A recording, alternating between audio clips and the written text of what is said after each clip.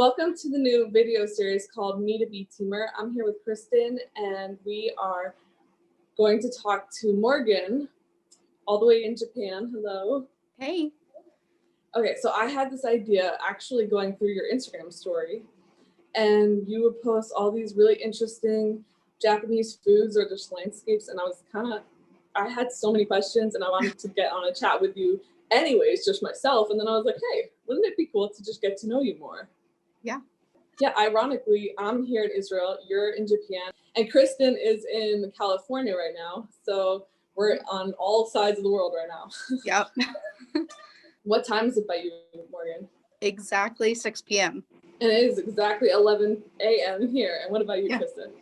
It is 1 a.m. Oh no. Ironically, like I look like the morning, and Morgan, you look like the night right now. I've already had a whole day. And I'm having my coffee. And I went to bed and woke back up. Oh.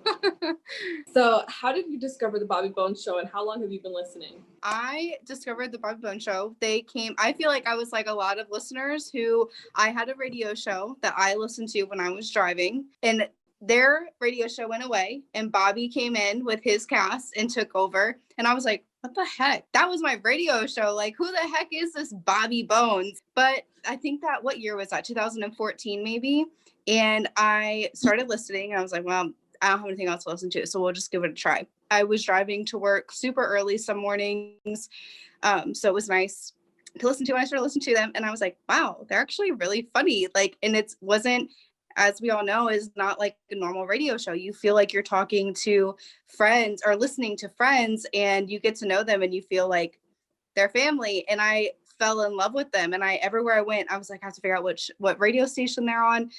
I was so nervous moving to Japan because I had never listened to the podcast before. And I was like, how in the world am I going to listen to them when I'm in Japan? Then I found out that I could listen to the podcast, and I was so excited. You know, you can listen to it on iHeartRadio also. I know, yes. The only thing is with the time difference in Japan, it's not, you know what I mean? Like it would be really late at night for me to listen to them live. So wow. We just stick with the podcast, but I was so excited. I was like, thank God I can take them with me to Japan. What are some segments that you like the most about the show? I love all the games that they do. That is one of my absolute favorites, is playing along with the games. Honestly, like I know a lot of people say this, but I don't think there's a segment that I don't like. Everything that they do is so, even if it's something that I'm kind of like, that was weird in the beginning, I always catch on to it. And I'm like, that was awesome. Like, I love that segment. And now I'm kind of like, they rotate things out. And I'm like, wait, can we bring that back? I like that segment. They stopped doing the what's the haps. And it's really funny because I actually hated that when they started doing it. I was like, that's so stupid. And now I'm like, hey, what's the haps? Can we bring it back? What is your experience like with the Bobby Bones Show in your life, and how has that affected you? So I was in a really bad car accident in 2015 that left me with a lot of anxiety, and specifically driving anxiety. I kind of worked through it. I was on medication for a little while. I got better, but we moved to Japan, and it was such a different, crazy experience. You know, in Japan, they drive on the opposite side of the road. So having to learn how to drive kind of all over again. And all the other things that we went through getting here, we were actually in another car accident 2 weeks after being on island. That triggered and brought back a lot of my driving anxiety to the point where I didn't want to drive anywhere off base. I only wanted to be on base where I felt safe. I didn't want to go out in town with the locals.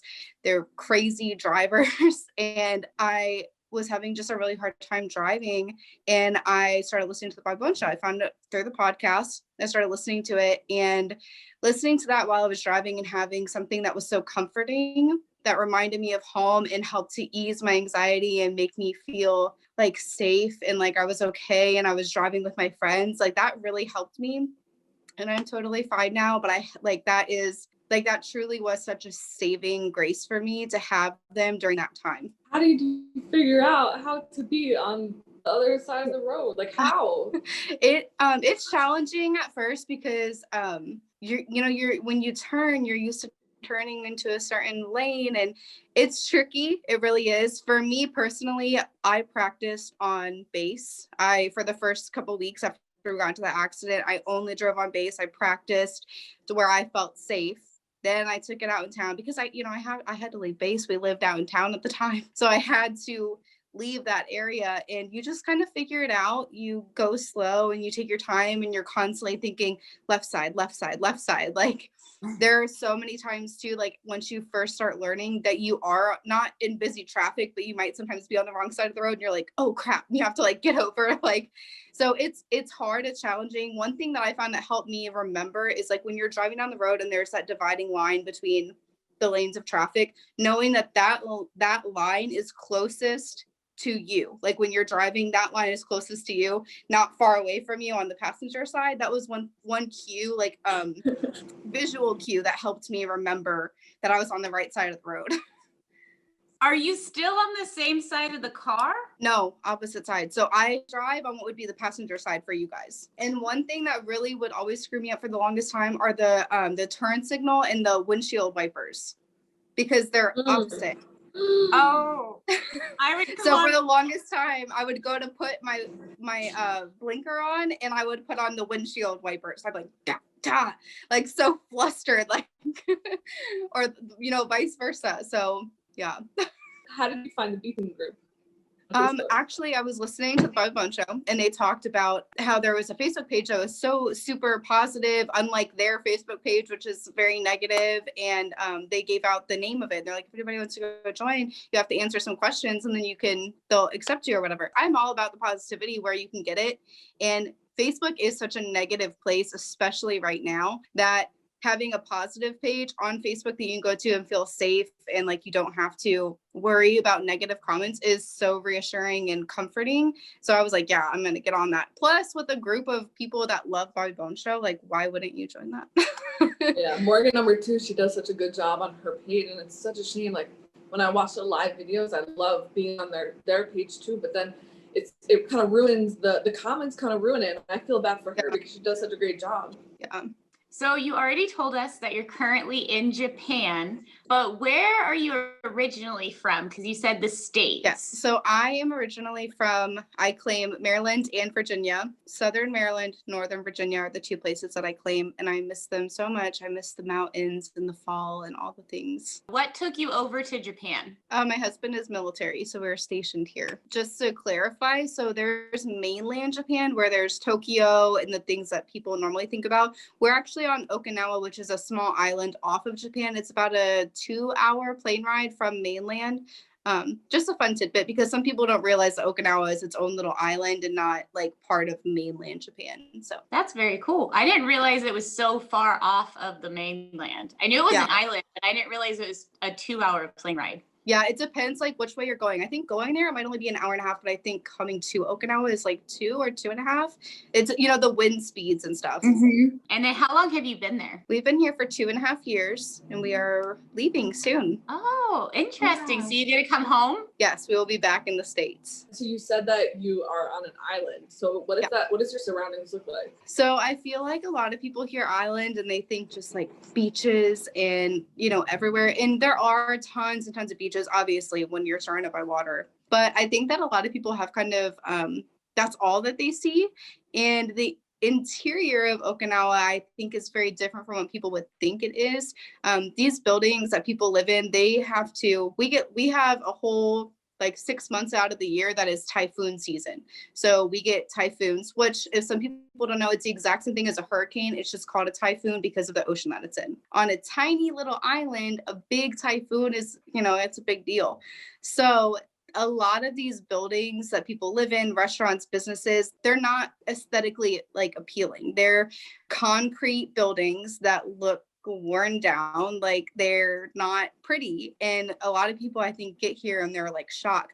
It's funny how like each place is built based off of what they need. You know what I mean? Right. Like yeah. And I think that, like I said, a lot of people, I think, just think beaches, and they just almost, I feel like people imagine like resorts and like, all the fancy type things. And it's not like that. Like, it's like if people drove through on the streets, I think they would be honestly shocked at what the buildings look like here, because it's lots of concrete, bars on windows, like it's different than I think what a lot of people would imagine. I imagined Aruba.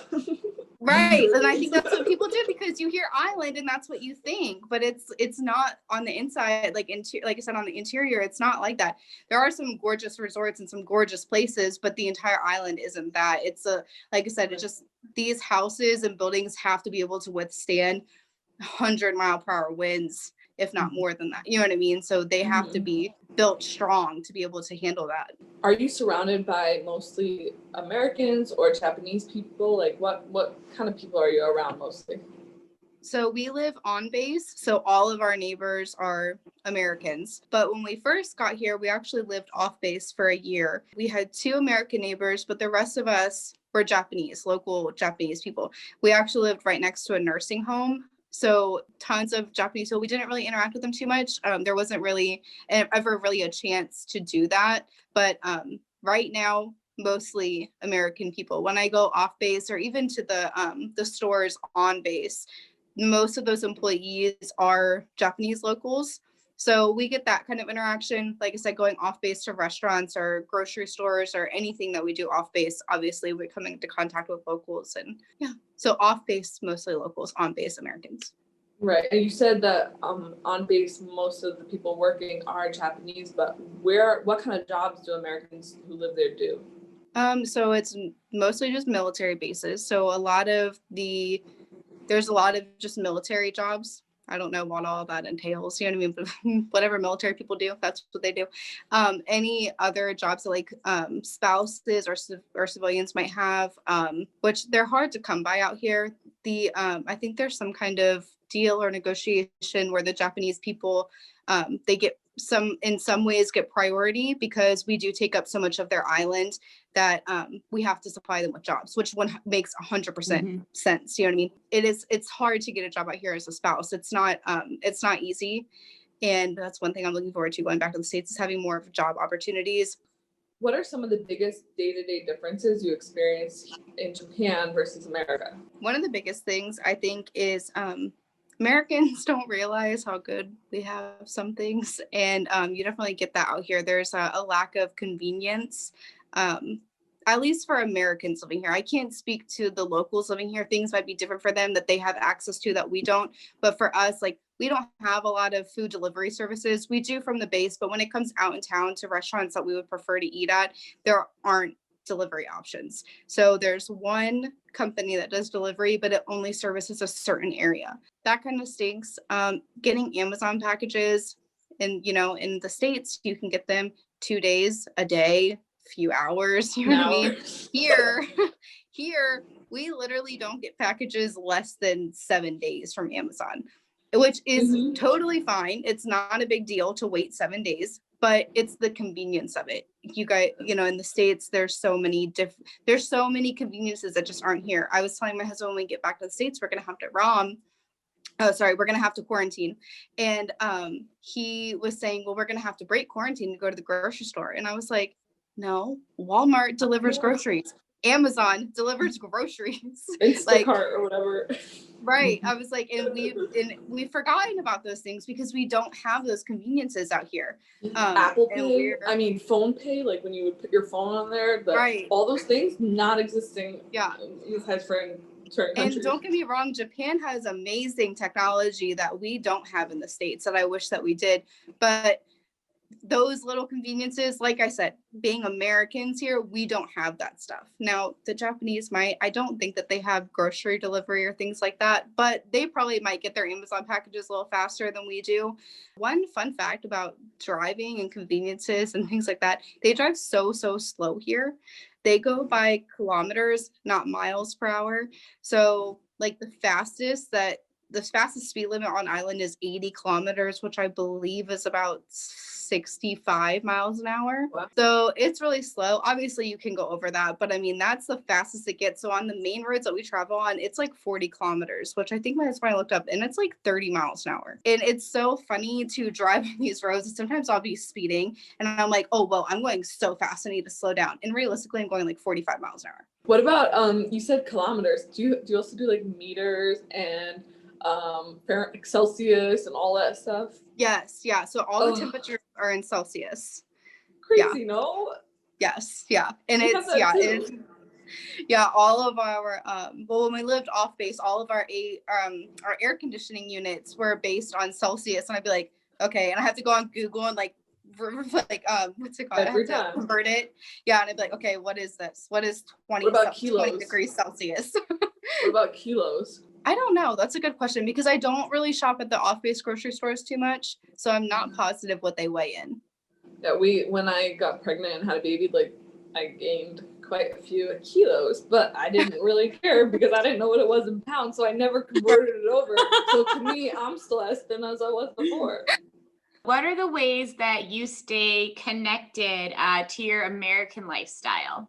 So Facebook is, like I said, it's huge. Like honestly, like that's one thing I can't wait to get back to in the States. I don't have to be on Facebook as much, but Facebook is like such a connector out here for everything, not even just for people in America, but to make friends out here in general. It's Facebook. You're posting literally ads for yourself on Facebook, like looking for friends that are like this, like, and you literally add yourself up to like make friends. It's Facebook. I keep in touch with family through that way, posting pictures. I'm not really that good about it, but Facebook, Instagram, text message, FaceTime.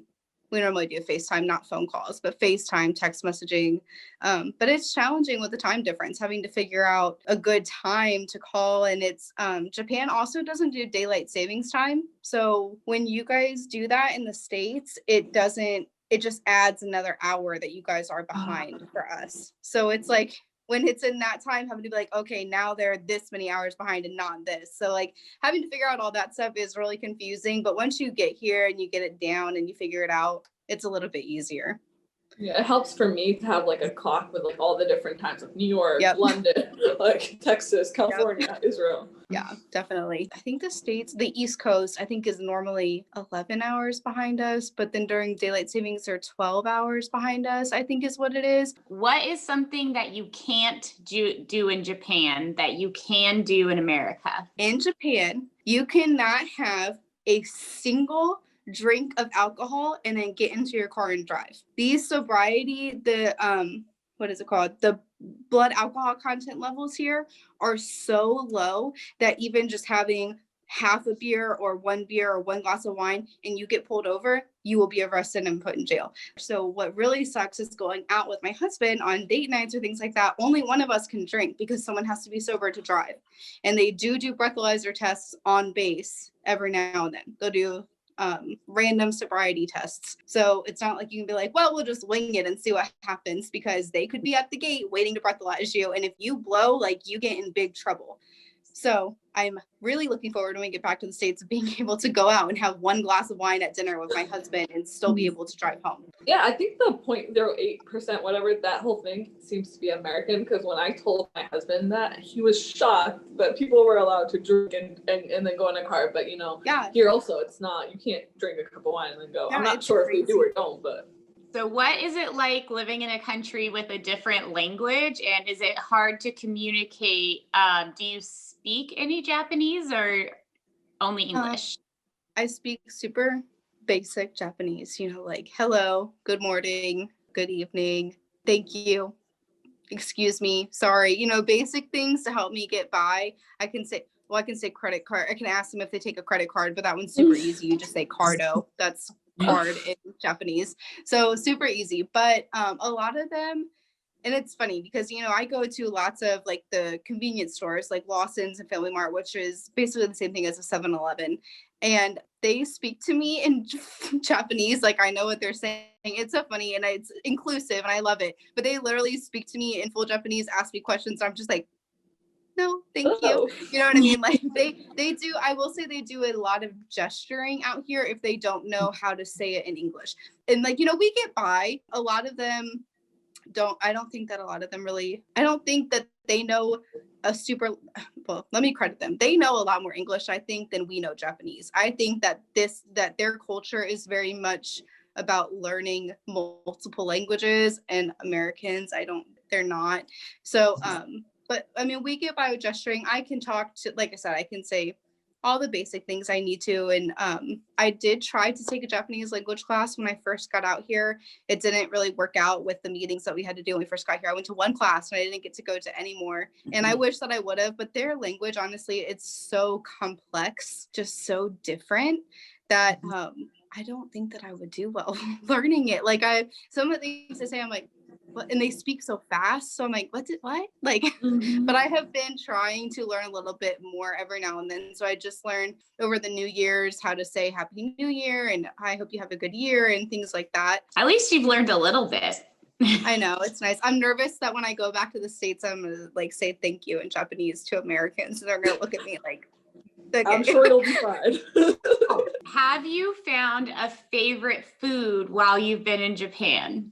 Okay, so I love sushi. I loved sushi before I came here, but it's so much better here because we're on an island. It's so fresh that it tastes so much better because it's fresh. Obviously, the super cheap $1 packets of ramen that you get at the grocery store. But what is it, the top ramen or whatever? You know, I've had those, but I never had real ramen. And it honestly took me over a year of being here before I tried it because I kept trying to get my husband to go with me. And he's like, no, I don't like ramen. I'm not going to go do that. I was like, okay, fine. So I finally went with a friend and it was amazing. I really do love ramen. I feel like I'm a little bit obsessed now. I buy like the frozen ramens from the convenience stores and those are so good. Like you would think like frozen, like, but their food here is such a higher quality than it is in the States. They care so much more about their food, their presentation, the things that they put into their food, that it's just better. It's their McDonald's is better. Everything. Their Starbucks is better. Everything that they do, I feel like they take so much pride in. We do have Starbucks, yeah. Yeah, we have Japanese Starbucks and they do specialty drinks. Like, you know how like we have in the States, you know, for the seasons, they also have different seasons that are different specialty drinks. So yeah, it's pretty cool to get to see what they have. But yeah, the food, like I said, they just take so much more pride, I feel like, in their work that their stuff is just better. Like it really is. And I think I'm going to miss that when we get back to the States. I mean, I think you don't realize the quality level of American food until you leave America and you realize, what in the hell have I been eating? My stomach doesn't hurt anymore all the time. I know. And I've been gone for what, like a year and a half now was the last time I've been back in the States. I'm nervous. I'm like, I have all this excitement for like Chick-fil-A and all the things. And I feel like I'm going to get back and be like, this is trash. Get rid of your excitement. I went back to visit. I went to Chick-fil-A. I went to Wingstop. I went to Raising Cane's 3 times. I went to Whataburger. I went in 8 days. I went to literally every place. It was very disappointing. So get it out of your head that you miss those foods. You miss the convenience. You miss the hype of it. But once you taste real good food, it's a disappointment. Yeah. I'm so jealous. Japanese food is my favorite. And I want like real Japanese food now. Yeah. I'm so jealous. And I did just try soba for the first time for New Year's because here it is a tradition to eat soba on New Year's Eve as like bringing in the new year. It's like their meal and it's supposed to, it's like for longevity and long life. And so we actually did soba this year. That was the first time I had it. And that was really good too. And I was like, why have I not tried this when I'm about to leave soon? Like they're just noodles. They're like thicker noodles and a broth. I don't know the technical difference between that and ramen, but I will say their noodles are thicker than ramen noodles. Mm-hmm. I think you can eat soba cold too. I think you can have it hot or cold. I live abroad now, so I understand this whole like living abroad. And Kristen misses to travel, so this is also for us. I love going to different countries, and I'm always looking for like my next place. Like I literally got back from Indonesia, and a month after the country closed for COVID, so. I'm like, we were planning our next adventure and then like everything shut down and I'm just like, no, I need to go somewhere. We've been here for 2.5 years and it was an adjustment getting here. We had a hard time to say the least. And that first year we didn't travel anywhere. We just stayed here. I went back to the States twice for weddings that I was in or that I was a part of. Not a part of. It was for my family. I'm sorry. I'm like confusing my words. It was for family. There were weddings for family. So I was part of them in the audience, you know. But anyway, I went back twice for weddings, but we didn't go anywhere. We didn't travel anywhere besides to the States. And we were just kind of trying to get settled and get our bearings, come to terms with living in a new country. 2020 was supposed to be our travel year. That was our last full year here. We were planning to go to all the places. We're going to go to Bali, Thailand, New Zealand, Australia, like all the places. And literally 3 months in, they were like, just kidding, you're not going anywhere for the rest of your life. And I was like, huh, okay, cool. So we went on one trip to mainland Japan. We went to Osaka, which is where the Universal Studios theme park is in mainland Japan. We went for my birthday in 2019, and that was the only trip that we took to mainland. We did Osaka. We were going to do Kyoto while we were there, but it was so much to see that we felt like we needed more time than what we had. So we only stayed in Osaka, and I greatly regret that now. I wish that we would have just bit the bullet and just been tired and just taken a trip to Kyoto, because we're probably not going to be able to go anywhere before we leave here. So we're definitely, I think, regretting taking so much time to settle in. But at the same time, we needed that time. You know what I mean? It's everything worked out the way that it was supposed to. And, you know, we'll get over it. I'm sure we'll be back in Okinawa at some point. So we'll do it all at some point. For sure. I know exactly what you mean. I've been here 2.5 years. Never traveled, ever. Yeah. What is it like to do normal errands like grocery shopping, go to the bank, go clothing shopping? Like, I'm assuming it's different than here in the States. So actually, we're very fortunate to have all of those things on base. It's very Americanized. So we get a lot of this very similar American products here that we can in the States with our commissary, our grocery store, our exchange, which is our, like I said earlier, it's kind of like, I guess, like our Target, a cheap man's Target. And we don't have to go out in town to go grocery shopping if we don't want to. I will say the grocery shopping out in town, the produce is so much cheaper than on base. The prices on base for produce are absolutely insane. Like a pack of 10 strawberries for like $7. Like, it's insane.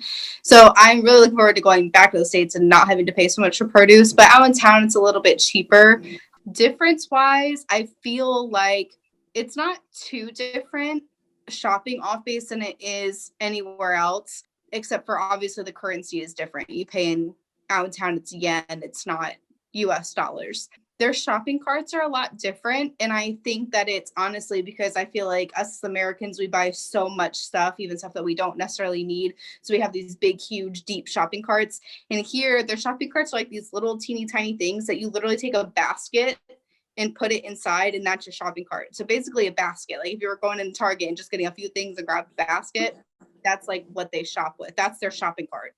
When you go to a store in America, the shopping carts are like gigantic because everybody's buying like a 12 pack of things. But when you're in different countries that are more minimal, like they get, what do we actually need? They write a list, they buy what they need. That's it. Right. Kitchens out here are so tiny. They don't have a lot of cabinet space. They don't have a lot of counter space. Their refrigerators are tiny. Like they're not full size refrigerators. A lot of them are just slightly bigger than a mini fridge. So that is probably why their shopping carts are so small, because if you got a big giant shopping cart, you can't even fit all that in your refrigerator anyway. So it kind of makes sense now that I think about it. But yeah.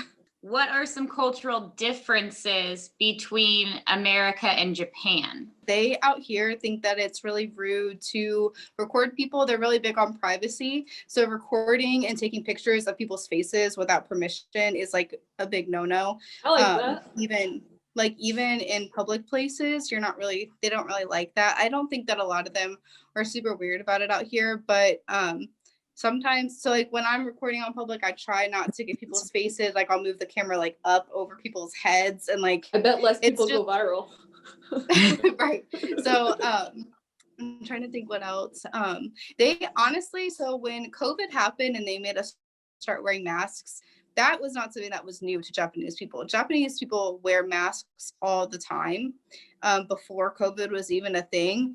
I know that in mainland, some of them wear masks because of the air pollution, or they'll just wear masks if they're sick or if they're in a public area where they have to be close to people. That was always part of their culture before COVID. So I feel like COVID with them, like they were like, okay, so we have to wear a mask. You know what I mean? Like they were already used to that. Whereas us Americans are like, you're infringing on my rights. You know what I mean? Like it's just crazy.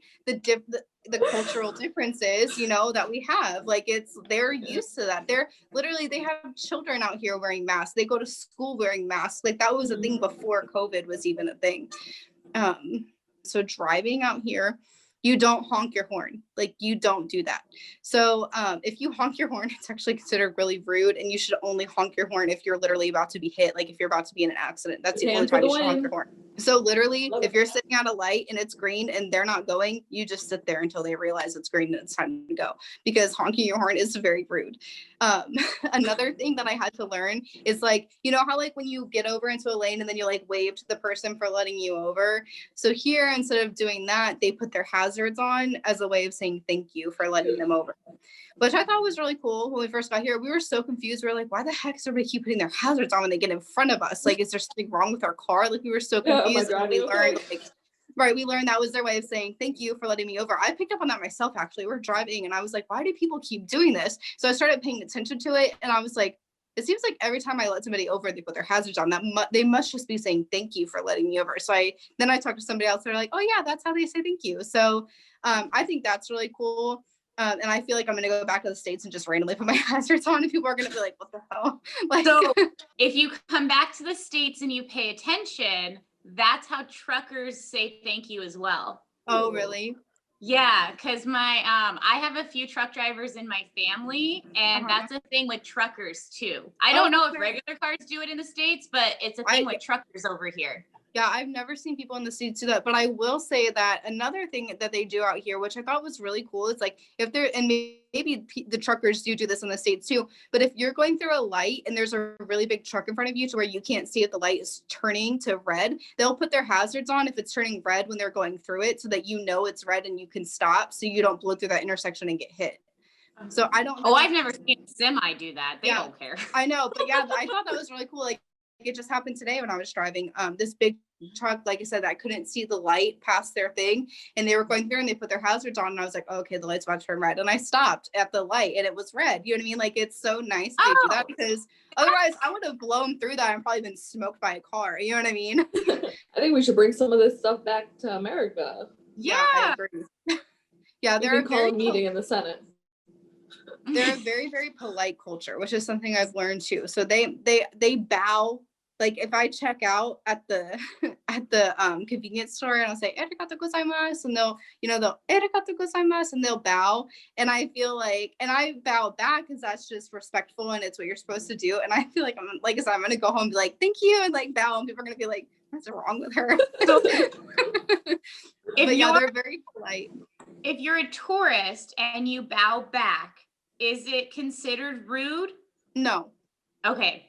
No, I don't think so. I think that the Japanese people are so polite that they really do just like any kind of effort to know their culture, to speak their language, even if you do it wrong. I think I was just telling Hinasha before we started, I was like, when I first got here, we were at Natori and I was walking past these women trying to get to the bathroom. I said, oh, sumimasen, which is excuse me. And they looked at me and they laughed at me. And I was kind of like, oh, okay. But I found out later on that Japanese people laugh as a compliment or if they're uncomfortable. So it was probably more of a compliment. And I think that a lot of times when I go out in town, if I say something, people will go, oh, and they'll laugh, but it's like, oh, she's cute, she's trying, you know what I mean? Like, I think that they really do appreciate any kind of effort to know their culture, to know their language. When I learned the akimashite omatato gozaimasu, I went through the gate and I said that, and she was like so caught off guard. She laughed and she was like, oh, omatato gozaimasu, and I was like, oh, okay, yay, someone said it back to me. I was so excited, but she was like really caught off guard because I think, like I said, a lot of people don't take the time to learn their language, and when they do, I think they're just kind of like, wow, you know what I mean? Right, especially because a lot of the Americans are together, when you're overseas. To your question, Kristen, like if you're in America and you're trying to participate in other people's cultures, people can take it as an offense if you do it in a way that, as ignorance or things like that. But being abroad, in my personal experience, like when you make an effort, well, I mean, here they do laugh at you, whatever, but they do appreciate the effort, and they like you said, they like that you're actually giving a crap about being part of their world. Yeah, if I had to take a guess, I don't think all the countries have that offended culture where like they're easily to offend here. It's not like that, you know, so you don't have to always wonder, like, if they don't like what you're doing, they'll just let you know, but they won't be offended by it. I think we have such an offended culture that it's like, it's in our brains that then we go other places and we're like, oh, we're going to offend them because we would be offended, you know? I find myself always apologizing. I'm always apologizing. Please, I'm so sorry. Like, I don't, and they're like, stop apologizing. Like, you're fine. I'm like, okay, I'm sorry. Are you nervous, Morgan, about going back to America and like trying to not say the wrong thing? Like, just being away from that for so long? I am nervous to go back just because a lot of the things obviously that are happening in our country right now, I haven't witnessed any of that stuff firsthand, and I'm nervous because I don't really know what I'm coming into. I have no idea what I'm coming into. I'm nervous. We're going to it's going to be I feel like a learning experience kind of all over again. I'm nervous to be away from, you know, I had such a hard time getting here that I'm like, I'm so ready to leave this place. I don't care. I want to go home. I want to see my friends and my family. I need Target. I need Chick-fil-A. I need these things. But now that it's getting closer, I'm kind of like, ugh. Well, I'll give you one piece of advice that I'm experiencing the same thing as you. One advice I give you that I'm trying to give myself is that the same feeling that we felt going to our new country, like that feeling of like, how, like, what is this new comfort zone, this new norm? Like, it was crazy. Like, I don't know about you, but I was anxious. I was so nervous. Well, we're kind of at the other end, and we made it. Right. We made it in a whole other world, and it became normal to us in a sense. So now the same way we're going to go back, and it might not be easy, but it will get normal at some point. Yeah, I'm definitely, like I said, I'm nervous, but at the same time, I'm so excited for new scenery, new places, new adventures. And I am so excited to be back on the same time zone as some family members, but also only 3 hours behind others. Like I'm so excited for that. I'm so excited for a 5-hour plane ride to the East Coast versus a 24+ hour plane ride to the East Coast. I'm so excited for $500 plane tickets instead of $2,000 plane tickets. Like I'm so excited for family and things like that I'm trying to just not think so much about the other things. Things have been working out really well for us, getting set up with our next place. And I think I'm just trying. 2021 is the year I'm manifesting. I'm manifesting positivity. And I am not about the negativity. Things are going to be awesome. I'm excited. We're going to have great adventures. It's going to be amazing. And I don't care what's going on in the country when it comes to my positivity and my joy that I plan to bring into 2021, my growth. Morgan, you might agree with me when how nice it is to not understand the language of the news, the local news. Yeah, I feel like not a lot of stuff happens here, but at the same time, I don't speak their language. So maybe all this stuff is happening and I'm just oblivious to it. You know what I mean? Like it's different. And I think it's going to be a lot harder to tune that stuff out when we get back to the States, but not impossible. You know what I mean? Like I said, positivity, manifesting positivity. It's going to be great. We're going to adventure, we're going to explore, we're going to be happy. It's fine. That's awesome, because that actually leads into the last two questions. So I'll take the first one. Kristen, you get the next one. So I want you to leave some words of wisdom that you've had based on your experience. So the first thing would be, what would you advise someone else who had to move across the world or move to a different country? I mean, specifically country, but it also works for different states or different places. Like what have you learned that you can kind of give advice to someone else? So I'm going to take a page from Bobby here and say that change is hard. It's always hard, and you're going to be uncomfortable, but you're not growing if you're comfortable. So growth and all the things are going to be in times when you're not necessarily comfortable. Exploring, finding new things, finding new purposes, things like that, they're going to happen. Just give things time, and you need to give a lot of grace to yourself, because when you're moving to a new place, it's hard. Like for me, I moved across the freaking country. I had to leave my dog behind. I left my family behind. I have 3 siblings who are all like high school and lower, who I left in the States. You know, like that's hard. I'm missing out on really important years in their life, and that's challenging. But I'm now an adult. I have to move on with my life, and I have to figure out my normal, my new ways. And it really helps to find friends, find common friends, whether they're in the same state or not. They don't have to be in the same place that you are. They can be across the world. They can be across the country, wherever they are. But having that support is really big. If you need extra help, like therapy, finding somebody that you can talk to is a big factor here. I didn't find a good therapist until we had already been here for a year and a half, I think. And I feel like if I would have had that from the beginning, I would have found happiness a lot sooner. So if that's something that you need, finding therapy, there's nothing wrong with that. Finding somebody that you can talk to and help you, there's nothing wrong with that. Even if you're literally just going in to say like, I had such a crappy day because they didn't have strawberries at the grocery store. Like having somebody to vent to and talk about things, it's so important. Like I said, giving yourself grace and time to settle, time to grow, time to find your routine, your purpose, your passion, your reasoning for things is totally fine. I feel like it's been almost 3 years, and I feel like I'm just now starting to find my purpose and my passion in this world. And just being positive, going into things with a negative mindset is going to get you negative results. Like I really just truly feel that. And I feel like I suffered from that a lot getting out here. I was really negative and I was like, things are just not going to go our way. And they didn't go our way. We had a really hard time getting here and finding our groove, finding something that was comfortable for us. So going into things with positive mindsets, I'm not saying it's always going to give you a positive outcome, but you have a positive reflection when you look back on it. How do you find the positivity when you're thrown out of your comfort zone and in a new place? That one's hard. For me, really, it's been therapy. Like I can't cut down, like I cannot minimize the importance of that enough. I can't minimize the importance of that. It's so important. For me, it really was finding that, healing traumas and things like that. For me, I felt like for me to grow, I wanted to grow, and I did feel like a lot of things were holding me back from finding that positivity and staying positive and just growing in general. Getting into therapy and healing some of those traumas opened up so much room for me to grow, to be positive. I would not have this mindset of manifesting positivity if it wasn't for being in therapy, because I would still be stuck in my rut, in my traumas and in my negative brain telling me you're not good enough, you can't do this, you're not, you know what I mean? Getting out of that is hard, but also getting out of that is amazing. It's enlightening. It's glorious and wonderful and all the things that I can say about it.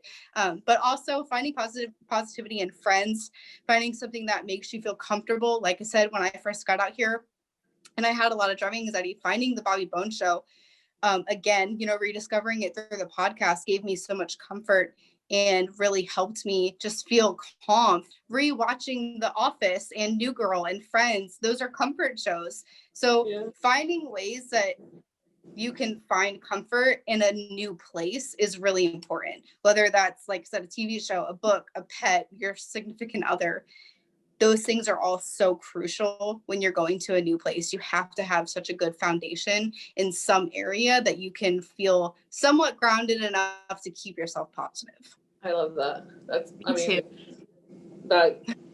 exactly what people need to hear nowadays, because people think you have to go through a trauma in order to need to go to therapy, but guess what? We all went through one recently, and moving to a different country is a whole shock to your system. That is a trauma. Like it's not maybe like the same as others, but it's your whole body shifting, your whole mind shifting. All of a sudden you're just used to one thing and now you're in a different one.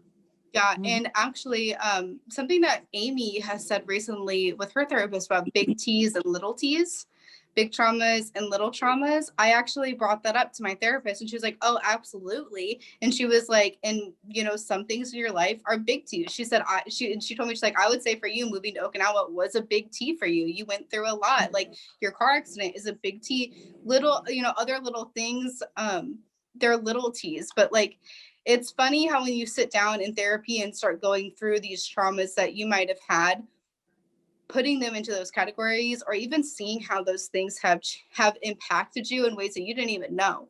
So it's, you know what I mean? Like it's funny to see those things, and you can finally start to break them down when you talk to somebody like that, and be like, oh, That's why I'm that way, or that's why that irritates me or something. I went to therapy today, and I was talking to her about my dog. When he gets anxious, it stresses me out. So like when he does certain things, when he's pacing or when he's panting, those repetitive noises trigger something in me and it makes me irritated. And she was saying that it's because she was asking me why I feel that way. And I was like, well, I'm frustrated because I can't help him. I don't know what's wrong with him. He can't talk. So I'm irritated because I can't help him. And then those noises trigger me and I just get angry. And she was like, well, it's a loss of control. And that's a big part for me, is loss of control. Being in that car accident, I had a loss of control. You know, I had lots of times in my life where I did have a loss of control. So that, she was like, that's why you get irritated with him, because you can't help him. It's a loss of control. You can't control the situation and it makes you irritated. So like, you know, little things like that. And you're like, huh, you know, it makes you think like, oh, that makes sense. Okay. Yeah. And she's like, so instead of getting upset with him, try meditating. I was like, huh, yeah, I'm going to do that. You know what I mean? Like it's cool to find little things like that and be like, oh, that actually makes so much sense. Because I feel like when you can understand yourself like that, when you can understand your traumas and your quirks and your tics, you can understand yourself so much better and fix those, not necessarily fix those things, but, you know, help them, make them better, grow them, improve them, you know, whatever you need to do. We can go through something a million times in our head and go, this doesn't make any sense. And you say it one time to a therapist and they're like, oh, well, that makes a lot of sense. And you're like, well, how did you get that after 2 minutes? Yeah, absolutely. Yeah, that's why they have the degrees and we don't. Oh, yeah. We think we do. We always diagnosing people, but. I know. Mm-mm. All right. Well, I do appreciate that you came and talked to us. I'm sure. I know. I enjoyed this so much. Me too. I could go on for hours. But it really shows the way you talk, the way you say your story, shows how well articulated you are and how much you are passionate about having positivity in uncomfortable situations. And I think that's very unique to you.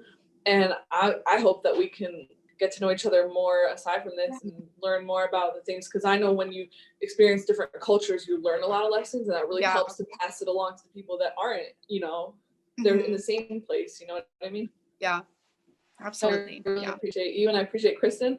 It's time to go to sleep. I know. I'm so sorry, Kristen. Thank you for being here, though. Oh, you're fine. She told me, and I was like, I want to learn about Japan. I was like, I'll get back up. It's fine. Thank you so much. Thank you for being part of the B Team group and for sharing our passion in the Bobby Bones Show. Who knew that there's so many people that can think the same way? It's crazy. Yeah, I know. It really is. But it's so uplifting at the same time. It's like, okay, the whole world isn't so bad. I know. Morgan, have a great evening. Kristen, have a great night. And I'm going to go have a great have a great afternoon. Thank you so much. All right, bye. All right. Bye. It was good talking to you guys. Bye.